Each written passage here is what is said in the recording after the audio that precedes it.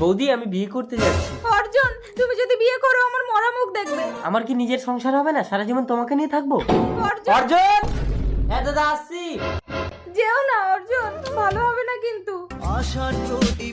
মা আমি রেডি। গর্জন, তোর ভাই অর্জুন এসে গেছে, তোর বউ বিয়েতে যাবে না? মা, কেউ যদি যেতে না চায় তাকে জোর করে নিয়ে যাওয়ার দরকার নেই, চলো।